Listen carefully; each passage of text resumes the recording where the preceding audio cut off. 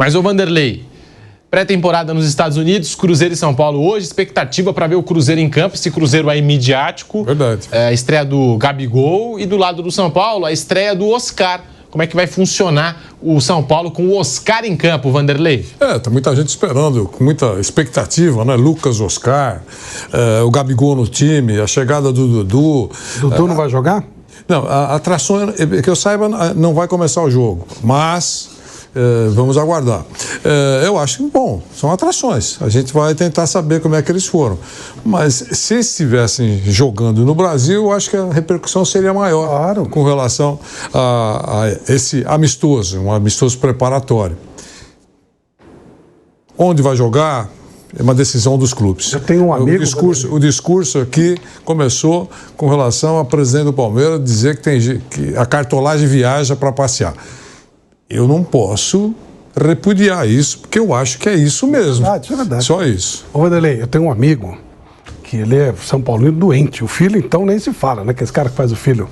E aí ele pegou um trailer lá, tá atravessando os Estados Unidos inteiro, chegou na Flórida, ele pegou e falou, pô, São Paulo tá aqui e tal. Vê como... Ele tá lá há um mês, eu não sabia.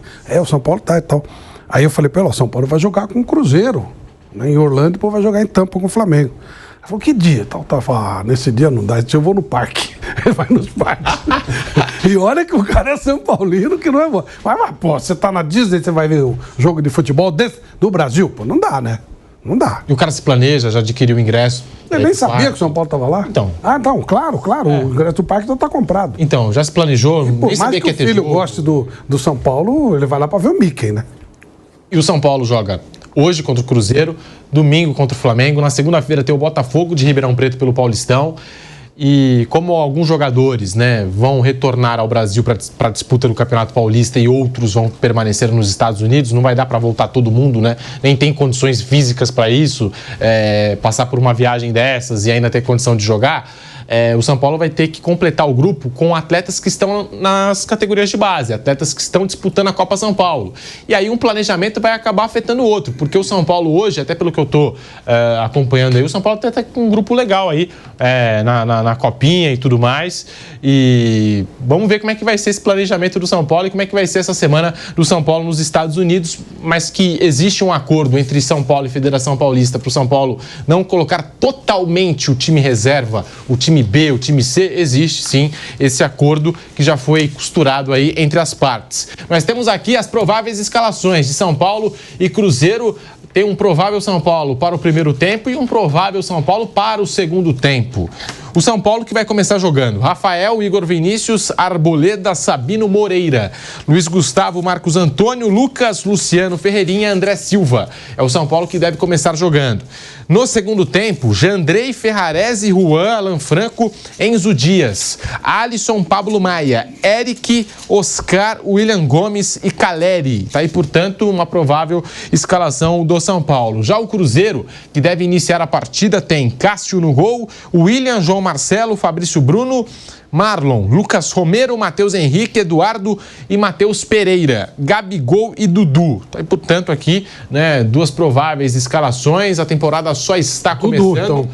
Dudu e Gabigol, pelo menos aqui tá aqui no meio de campo com Eduardo e Matheus Pereira, hein? Pelo menos nos nomes, né, Flávio? É um time interessante esse do Cruzeiro. Tem que ver como é que vai funcionar. E sob a ótica também do Fernando Diniz, que é um cara que cobra muita intensidade, jogadores que estão ali no ataque, mas também precisam voltar para marcar. O Dudu não tinha essa característica de ficar indo e voltando toda hora. O Gabigol é mais jovem que o Dudu, mas mesmo assim o Gabigol também ficava ali encostadão, paradão no ataque, esperando a bola. Não era aquele jogador que corria muito pelo time, né, para voltar para marcar, essa coisa toda. Tem que ver como é que vai funcionar esse Cruzeiro sob a ótica do Fernando Diniz, Flávio.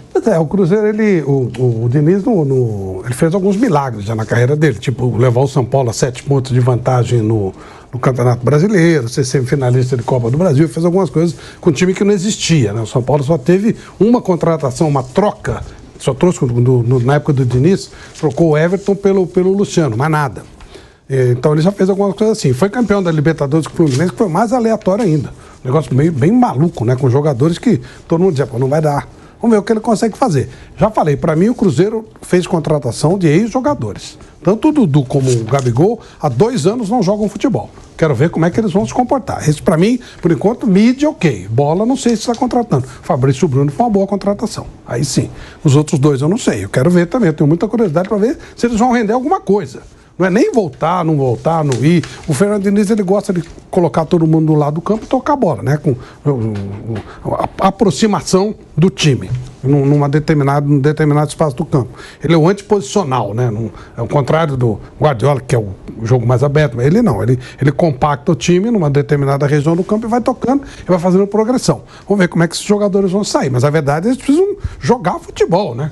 Na verdade, o Gabigol não tem funcionado de jeito nenhum. O Dudu estava machucado. Também, quando voltou, não jogou nada. Enfim, vamos ver. Mas, para mim, por enquanto, o Cruzeiro está tendo mídia. Bola, não sei se ele vai contratar jogadores efetivos. O passado dos caras é maravilhoso. Mas os últimos 2 anos...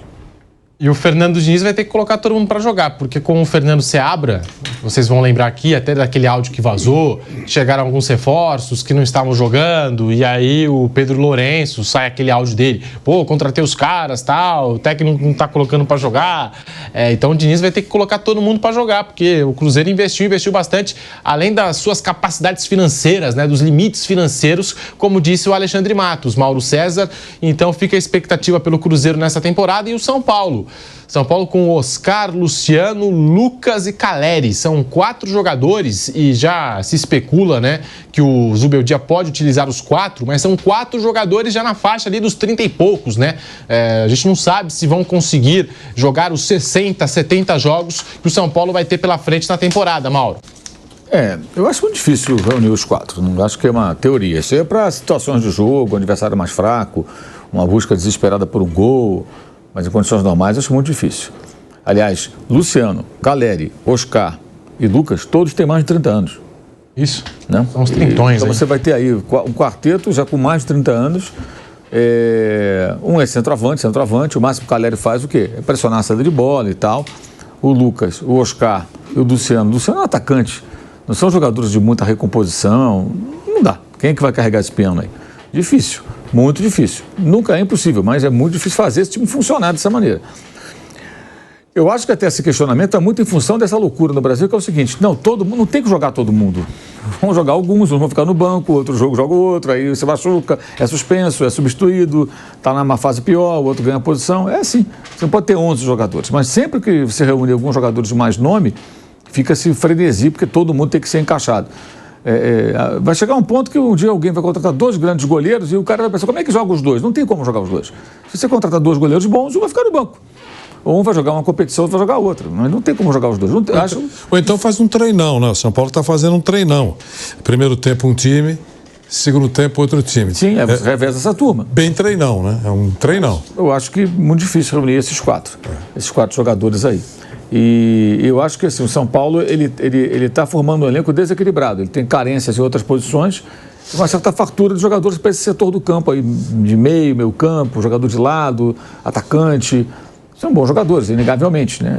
Mas você vê, lateral agora conseguiu no lateral esquerdo, tinha nenhum lateral esquerdo, agora conseguiu o Enzo Dias, né? Que é um jogador razoável, que estava em baixa lá no River, ele teve lesão e tal, caiu de rendimento, mas pode ser um jogador que dê conta do recado.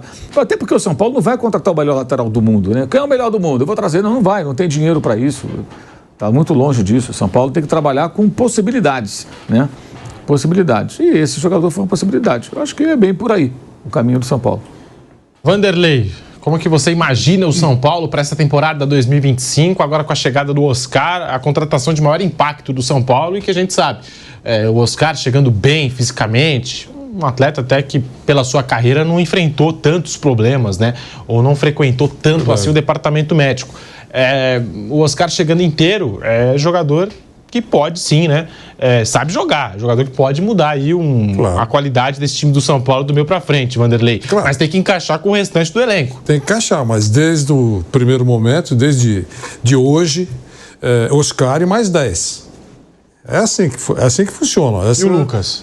Não, Oscar, claro, mas eu tô dizendo, Oscar e mais 10. O mais badalado é o Oscar. A partir de hoje, o mais badalado é o Oscar. Se vai funcionar em campo, todos vamos esperar para saber o que vai acontecer. Se vai dar certo. O sonho eu vi muitos torcedores. Lucas, Oscar. né? Lucas e Oscar, nossa, essa dupla vai arrebentar. Pode acontecer, a gente não sabe, está começando só agora. O Oscar vem numa situação diferente, quase não vinha, né? Ele mesmo falou que não tinha pretensão de voltar para o futebol brasileiro agora.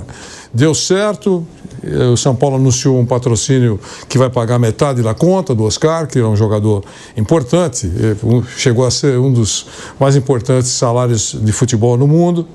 Né? Eu sempre tenho esse número, né? 11 milhões mensais, foi o último salário dele na China. Então, ele, pela competência, pelo bom contrato, não é uma crítica e não cabe nenhuma discussão sobre isso. Mas ele voltou para o futebol brasileiro numa situação financeira bem diferente daquela que ele vivia na China, né?